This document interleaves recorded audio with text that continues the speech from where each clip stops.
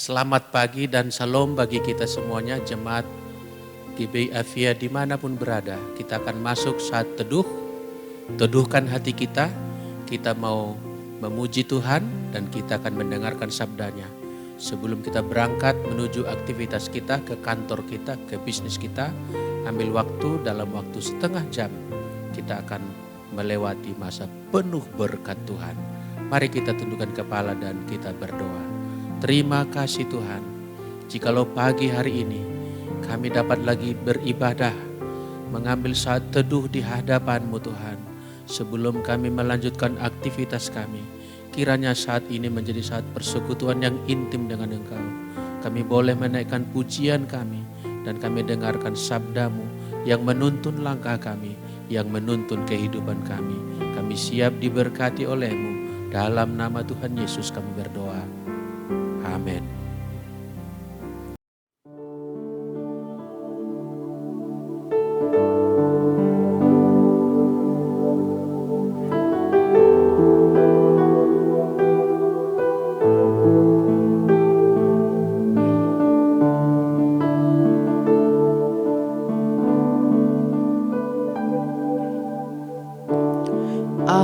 Ajarku mengerti segala rencana-Mu, ajarku berharap hanya pada-Mu. Bimbinglah jalanku dalam terang firman-Mu, ajarku berserah hanya pada-Mu.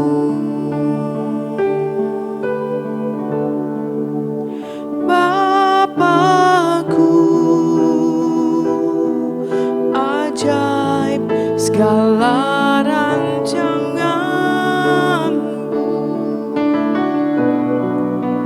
Tuhanku, heran perbuatan-Mu.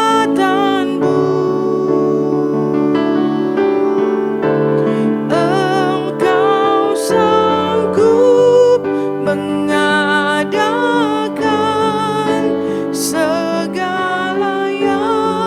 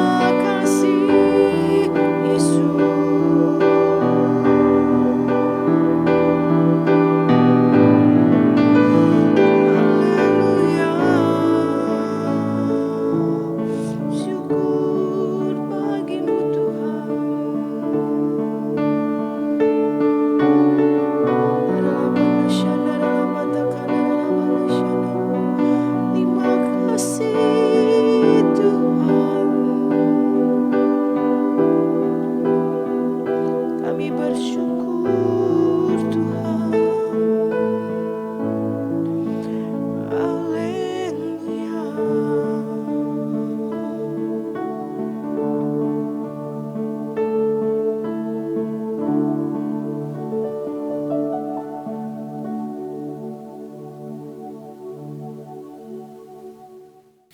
Haleluya. Kita akan masuk pada renungan kita. Hari ini saya akan membawakan renungan dengan judul Ketika Tuhan Tampak Diam. Ketika Tuhan tampaknya tidak bersegera menjawab doa kita. Mari kita renungkan firman Tuhan dari Mazmur nomor 28. 9 ayat, saya bagi 3. Bagian pertama ayat 1 sampai 5, kita dengarkan sabdanya. Dari Daud. Kepadamu ya Tuhan gunung batuku aku berseru, janganlah berdiam diri terhadap aku, sebab jika engkau tetap membisu terhadap aku menjadi seperti orang yang turun ke dalam liang kubur. Dengarkanlah suara permohonanku apabila aku berteriak kepadamu minta tolong, dan mengangkat tanganku ke arah tempatmu yang maha kudus. Janganlah menyeret aku bersama-sama dengan orang fasik ataupun dengan orang yang melakukan kejahatan, yang ramah dengan teman-temannya tetapi yang hatinya penuh kejahatan. Ganjarilah mereka menurut perbuatan mereka dan menurut kelakuan mereka yang jahat. Ganjarilah mereka setimpal dengan perbuatan tangan mereka. Balaslah kepada mereka apa yang mereka lakukan, karena mereka tidak mengindahkan pekerjaan Tuhan dan perbuatan tangannya. Ia akan menjatuhkan mereka dan tidak membangunkan mereka lagi. Amin. Sampai di sana dulu bacaan kita. Saudaraku, renungan ini tadi adalah ketika Tuhan tampak diam. Masa-masa sulit dalam kehidupan Daud. Dia tentu berteriak kepada Tuhan atas perlakuan keji, perlakuan jahat dari orang-orang sekitarnya, dari musuh-musuh yang mengintimidasi dia. Tetapi dalam banyak kesempatan Allah tidak bersegera menjawab Daud. Kadangkala kita diizinkan Tuhan mengalami persoalan dan Tuhan tidak segera menolong kita. Semuanya itu punya maksud baik, saudaraku. Kadangkala doa kita sudah naikkan berkali-kali, berbulan-bulan bahkan. Tetapi tidak segera kita melihat hasilnya. Apa yang dimaksudkan dengan keadaan seperti itu? Saudaraku, yang pertama saya mau katakan bahwa Allah diam itu sebab memang ia tidak wajib menjawab setiap permohonan kita. Nah, ini kita harus pahami. Allah diam atau tidak bersegera memberikan yang kita mohonkan karena memang Allah tidak wajib, tidak harus, tidak pada posisi merupakan tidak boleh tidak dia harus menjawab kemauan kita. Hati-hati dengan jebakan perasaan dalam berdoa. Jebakan perasaan dalam berdoa itu misalnya ada orang yang punya ide bahwa hanya karena dia telah berdoa seolah-olah doanya itu harus terkabul. Mempunyai konsep seperti itu. Bahwa pokoknya saya berdoa dalam nama Tuhan Yesus. Saya ucapkan berkali-kali, saya naikkan bertalu-talu, cukup sudah bagian saya harus melihat hasilnya. Padahal saudaraku, tidak setiap permohonan kita harus dikabulkan oleh Tuhan. Itu satu kemungkinan yang terjadi mengapa Allah terlihat diam. Kita harus sadar, Allah bukanlah apa yang akan menuruti semua mau kita. Sebab dia adalah majikan kita, dialah Tuhan kita, dialah Raja kita. Raja mana yang harus memenuhi semua kehendak rakyatnya? Justru yang berotoritas, justru yang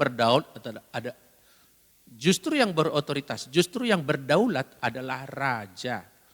Rakyat tunduk kepada raja. Demikian juga kita terhadap Allah. Tidak setiap permohonan kita wajib dikabulkan oleh Allah. Siapa emangnya kita ini? Who do you think you are? Siapa Anda mengira dirinya? Seolah-olah setiap kali kalau saya sudah berdoa maka wajiblah Tuhan itu menjawab doa saya. Tidak demikian dengan Allah, saudaraku. Ia berdaulat, ia tak harus menuruti kemauan kita. Itu sebabnya mungkin ia tidak menjawab atau tidak mengabulkan permintaan kita seturut dengan agenda maupun waktu yang kita harapkan. Dia memang penuh kasih, tetapi janji berkatnya adalah bagi orang yang taat. Jadi bisa jadi tidak dikabulkannya permintaan kita berhubungan dengan ketidaktaatan kita. Jangan kita mencampur adukkan kasih Allah yang tiada bersyarat itu, kasih Allah yang luar biasa murah hati itu dengan berkat. Kasih Allah yang menyelamatkan memang tiada syaratnya. Asal percaya kepada Yesus Kristus, dosa kita diampuni. Tetapi dalam hal berkat ada syaratnya saudaraku. Bersyarat kok berkat itu sungguh. Mari coba kita cek Mazmur nomor 1 misalnya. Mazmur nomor 1, coba kita lihat ya. Kita renungkan saudaraku, saya bacakan bagi kita. Mazmur 1 ayat 1. Berbahagialah orang yang tidak berjalan menurut nasihat orang fasik. Yang tidak berdiri di jalan orang berdosa. Yang tidak duduk dalam kumpulan pencemooh. Tetapi yang kesukaannya ialah Taurat Tuhan. Dan yang merenungkan Taurat itu siang dan malam. Lalu saudaraku di ayat berikutnya, ia seperti pohon yang ditanam di tepi aliran air. Yang menghasilkan buahnya pada musimnya dan yang tidak layu daunnya, apa saja yang diperbuatnya berhasil. Apa ini menjadi syarat di sini? Yaitu tidak berjalan menurut nasihat orang fasik. Tidak berjalan menurut arus dunia ini.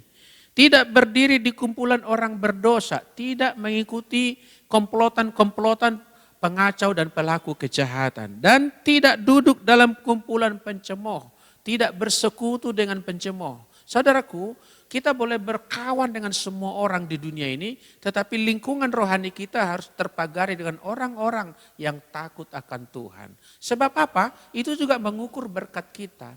Tidak setiap yang kita naikkan dikabulkan oleh Tuhan, tapi berkat Allah disediakan bagi orang yang tidak berjalan di lingkungan orang yang mengikuti kefasikan, tidak berdiri di lingkungan atau di jalan orang berdosa, dan tidak duduk di kumpulan pencemooh.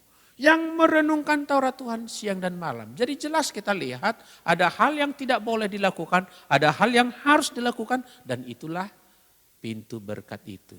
Jadi ketika doa kita tidak dikabulkan Tuhan, bisa saja Allah diam karena memang Allah mau kita meninggalkan dulu kefasikan kita, meninggalkan dulu keberdosaan kita, meninggalkan dulu sifat kita yang mencemooh, barulah kemudian Tuhan akan memberkati kita. Jadi yang pertama saudaraku, Allah diam itu bisa jadi karena memang Allah tidak akan mengabulkan yang kita mohonkan kepadanya. Yang kedua kita baca ayat yang ke-6. Mazmur 28 tadi ayat yang ke-6 demikian. Terpujilah Tuhan karena ia telah mendengar suara permohonanku. Tuhan adalah kekuatanku dan perisaiku. Kepadanya hatiku percaya. Aku tertolong. Sebab itu beria-ria hatiku dan dengan nyanyianku aku bersyukur kepadanya. Yang pertama tadi mungkin Allah diam karena dia tidak akan mengabulkan permohonan kita supaya kita meninggalkan ketidaktaatan dulu dan berjalan dalam ketaatan. Yang kedua ini saudaraku, Allah memang bertindak menurut waktunya dan terkadang ia hendak menguji kita. Terkadang ia mau menguji kita. Waktu Tuhan bukan waktu kita. Misalnya saja, Allah sudah memberikan janji kepada Abraham untuk mendapatkan keturunan tatkala Abraham berumur 75 tahun. Tetapi itu tidak dikabulkan pada saat umur 76, 77, 78 dan seterusnya. Allah berdaulat menunggu sampai Abraham dan ibu Sarah sampai mati pucuk. Baru kemudian janji tadi digenapi karena Allah bekerja menurut skedulnya, menurut kedaulatannya, menurut maksud dan tujuannya sendiri. Dan kita percaya Allah yang bertindak menurut waktunya adalah Allah yang memiliki pemikiran yang jauh lebih baik daripada keterbatasan kita untuk memahami jalan-jalan Tuhan. Saudaraku, Allah bisa saja sedang menunggu waktu untuk menjawab kita, menunggu waktu yang tepat, yang sesuai untuk mengabulkan doa kita. Itulah sebabnya khotbah kami di Avia Setiabudi minggu yang lalu lah, sabarlah dalam kesesakan. Paulus berkata, bersukacitalah dalam pengharapan, sabarlah dalam kesesakan. Kita harus memiliki kesabaran untuk menantikan waktunya Tuhan, kairosnya Allah. Waktunya Tuhan itu selalu yang terbaik, saudaraku. Waktu Allah itu selalu yang terbaik. Sebetapa baiknya pun kita berpikir jawaban doa kita harus dikabulkan saat ini atau besok. Dan kalau Allah tidak mengabulkan itu lalu memilih mengabulkannya bulan depan itu tetap waktu yang terbaik bagi kita. Sebab kita tidak mungkin mengungguli rancangan Allah. Yang dirancang Allah selalu jauh lebih baik daripada yang kita rancang sendiri. Ada kalanya Allah menunda untuk maksud yang sangat baik. Mungkin Ia menguji iman kita. Ingat, ujian pun dimaksudkan supaya kita naik peringkat. Diuji kita. Antara lain tadi apa yang diuji? Kesabaran kita. Kerelaan hati kita. Bahkan di masa penantian jawaban doa kadang-kadang kita digojlok, diremukkan sampai kita menjadi pribadi yang rendah hati. Sehingga kita tidak menganggungkan keegoan kita, tidak mengandalkan kebisaan kita. Kita rela dikomentari orang apapun juga. Mungkin kita juga sendiri juga bingung dengan keadaan kita, tetapi ketika kita berserah kepada Tuhan, itu satu bentuk proses dalam diri kita bahwa kita rela dan merendahkan hati. Kita sabar dan kita tahu Allah akan mengatakan tadi sabar dalam kesesakan. Tidak mungkin kesesakan itu berujung pada kehancuran kita. Saudaraku, diizinkan sejenak masa kesesakan supaya kita justru semakin bergantung sepenuhnya kepada Tuhan. Haleluya. Saudaraku, yang ketiga, mengapa Allah kadang terlihat diam? Yang pertama tadi memang tidak semua harus dijawab. Yang kedua dia menunda, mungkin itu punya maksud yang baik atau menguji kita. Yang ketiga coba kita lihat ayat 8 dan 9. Demikian Mazmur 28 tadi. Tuhan adalah kekuatan umatnya dan benteng keselamatan bagi orang yang diurapinya. Selamatkanlah kiranya umatmu dan berkatilah milikmu sendiri. Gembalakanlah mereka dan dukunglah mereka untuk selama-lamanya. Saudaraku, ayat 8 dan 9 ini bicara apa sih? Bahwa kita dapat memahami sekarang bahwa Allah selalu bertindak untuk kebaikan kita. Di situ dikatakan tadi Tuhan adalah kekuatan umatnya. Enggak pernah ditinggalkannya. Bahkan Paulus berkata, ketika aku lemah sesungguhnya aku kuat. Jadi kalau Tuhan menunda untuk menjawab doa kita, maka kita harus tetap percaya Allah bertindak. Allah diam bukan berarti tidak bergerak. Allah diam bukan berarti tidak beraktivitas. Allah adalah Allah yang giat. Cuman kelihatan oleh kita diam karena kita mereka pemikiran harusnya demikian, harusnya dengan waktu ini. Tidak demikian dengan Allah. Jadi tetap kita percaya Allah yang diam sebetulnya adalah Allah yang eksis dan tetap bertindak. Amin saudaraku. Dia Allah yang hidup, Allah yang berkuasa.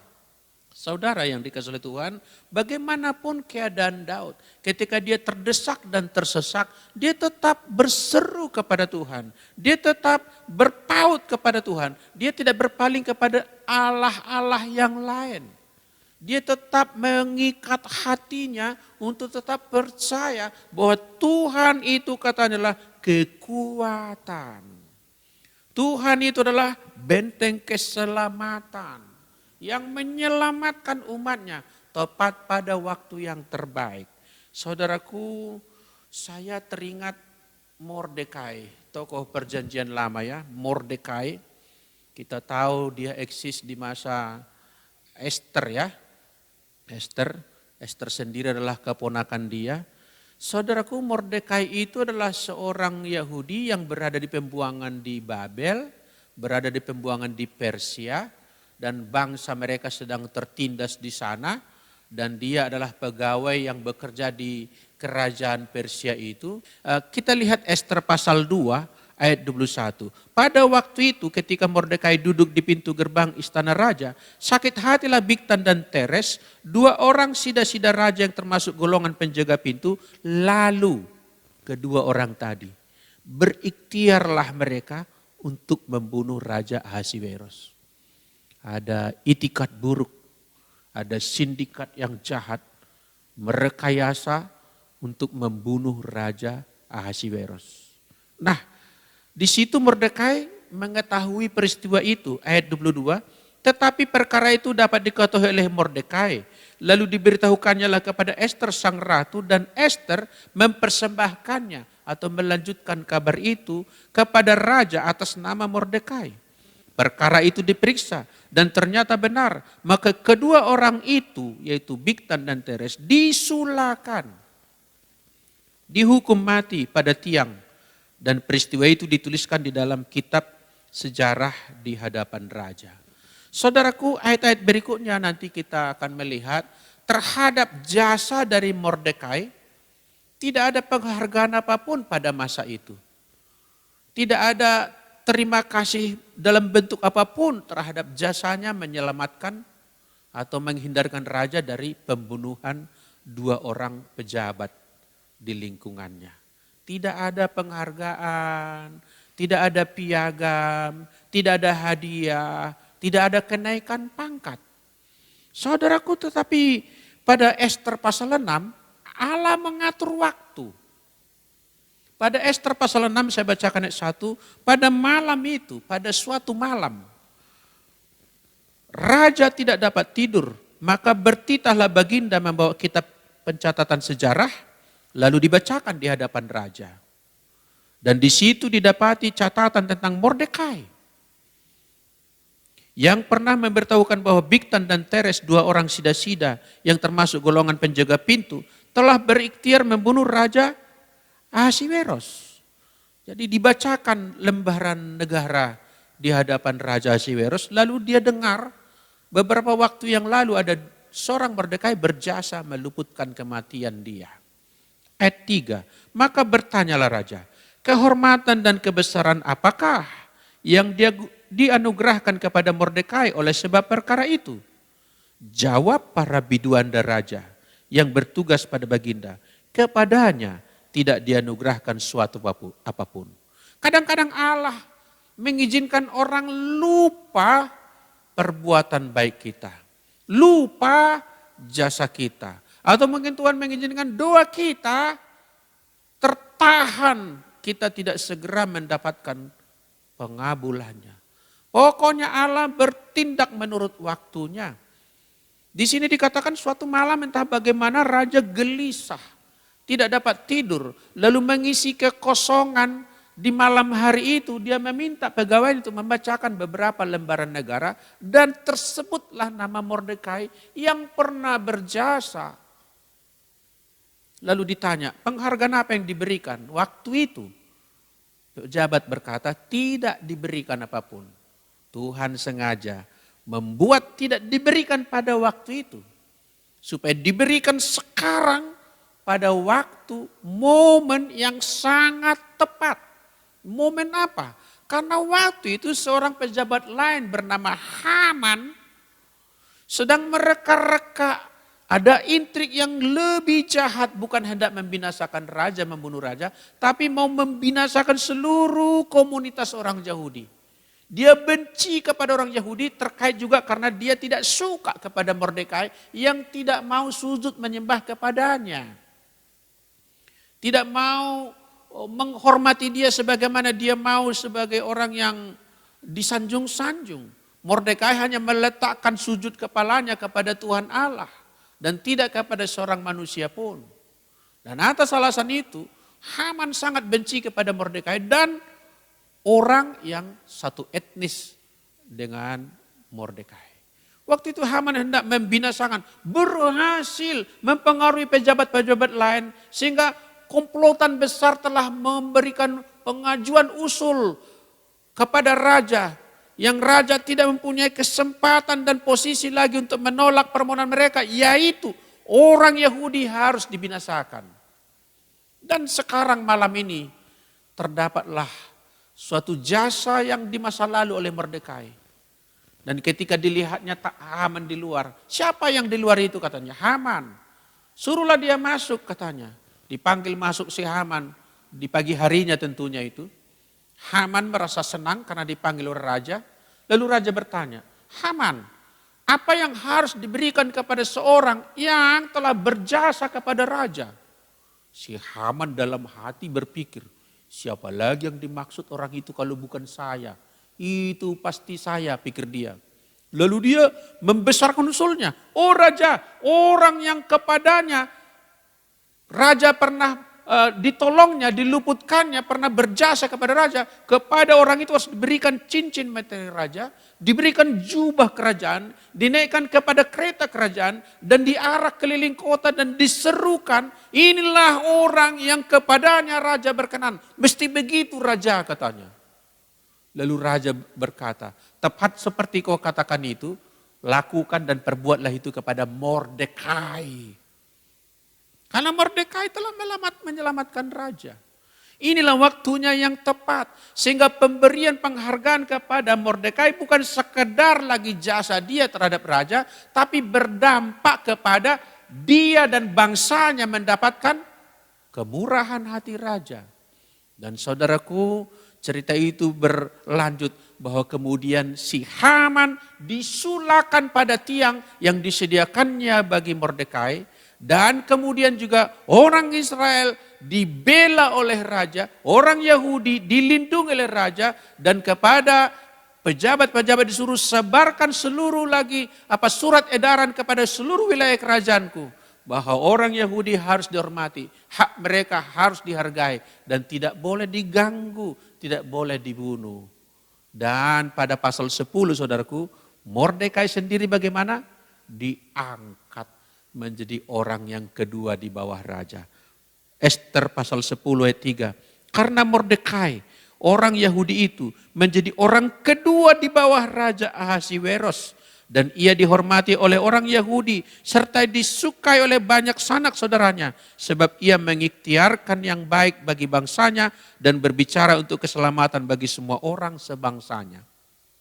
Jelas kita lihat, kalau Allah bertindak menurut waktunya, selalu jauh lebih baik daripada waktu yang kita pikir itu baik. Saudaraku, sabarlah dalam kesesakan. Ketika Allah terlihat diam, mungkin dia tidak menjawab doa kita, kita ganti pokok doa kita. Kalau kita tadi berdoa yang salah, kita ganti doa kita. Tidak masalah ganti doa, saudaraku. Tuhan sebagai sasaran doa yang tidak berganti. Dia tetap sama dahulu, sekarang, dan selama-lamanya. Sasaran doa kita tetap sama, pokok doa kita boleh dong. Kalau sudah salah kita koreksi. Atau kalau memang ini adalah penundaan dari Tuhan untuk menguji kita, maka kita anggaplah ini sebagai sebuah sekolah rohani.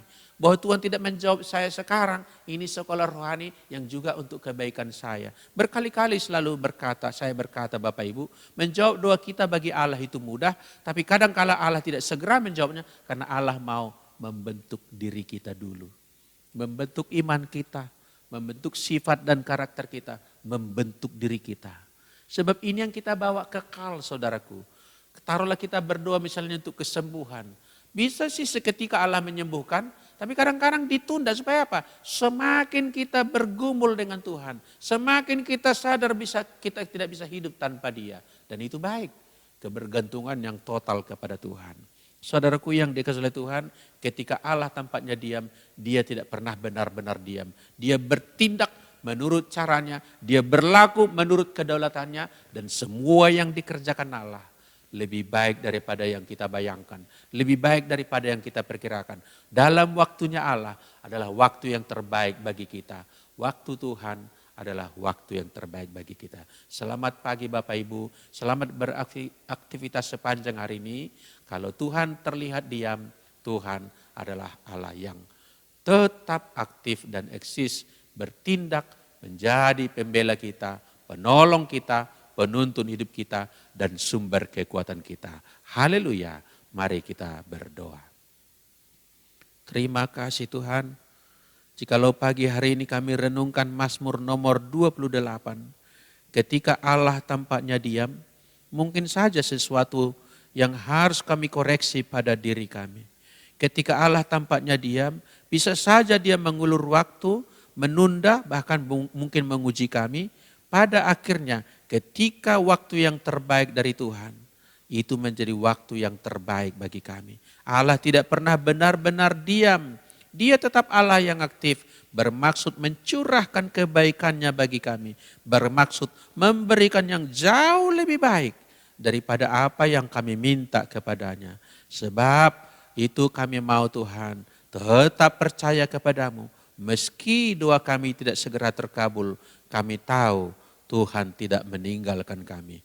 Bagi Tuhanlah segala pujian, hormat dan kemuliaan. Di dalam nama Tuhan Yesus Kristus kami telah berdoa, kami telah mengucap syukur. Haleluya, haleluya. Saudaraku, kita akan akhiri persekutuan kita ini. Kita dengarkan satu pujian yang memberkati berikut ini. Haleluya.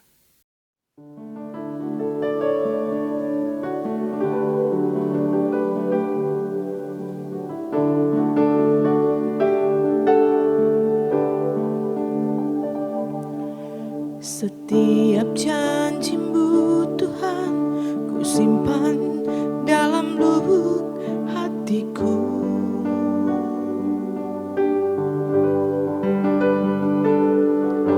Lewati setiap masalah, tiap tetes air mata dalam hidupku. Janji-Mu menopang hidupku, kasih-Mu menuntun langkahku dalam setiap waktu. Penolongku yang aku percaya.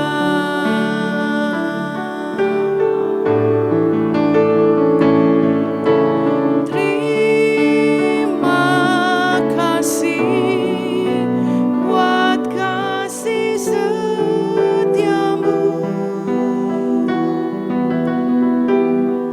Penyertaan-Mu sempurna, janji-Mu tak pernah terlambat menolongku. Terima kasih, ku berterima kasih buat kasih setiamu di dalam hidupku.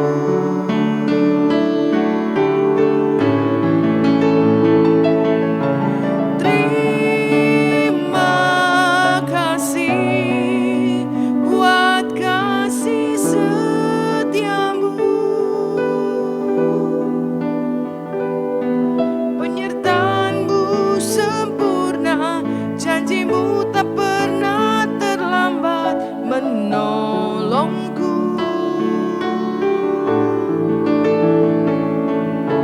Terima kasih, ku berterima kasih buat kasih setiamu di dalam hidupku.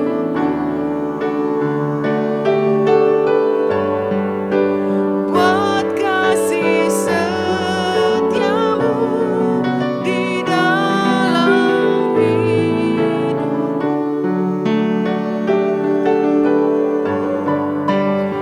Buat kasih setiamu di dalam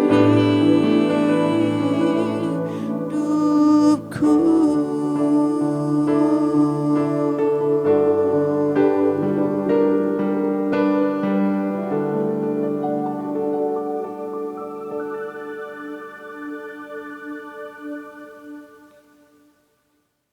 Kita akan akhiri saat teduh kita. Mari kita siapkan hati kita, bejana rohani kita untuk menyambut berkat Tuhan yang dicurahkannya bagi kita. Buka hatimu, arahkan pikiranmu kepada Tuhan kita. Kalau tidak berhalangan, tidak keberatan hatimu, angkat dan tadahkan kedua tanganmu dan terimalah berkatnya turun atasmu. Tuhan memberkati engkau dan melindungi engkau. Tuhan menyinari engkau dengan wajahnya, memberikan kepadamu kasih karunia. Tuhan menghadapkan wajahnya kepadamu dan engkau penuh dengan damai sejahtera. Lakukanlah aktivitasmu sepanjang hari. Percayalah Tuhan tetap adalah Allah yang eksis. Dia bertindak menurut waktunya, bertindak menurut kedaulatannya. Semua yang dikerjakannya terbaik bagi kita. Sukses bagi pekerjaanmu sepanjang hari. Dalam nama Bapa, Putra, dan Roh Kudus. Haleluya. Sama-sama kita katakan, amin.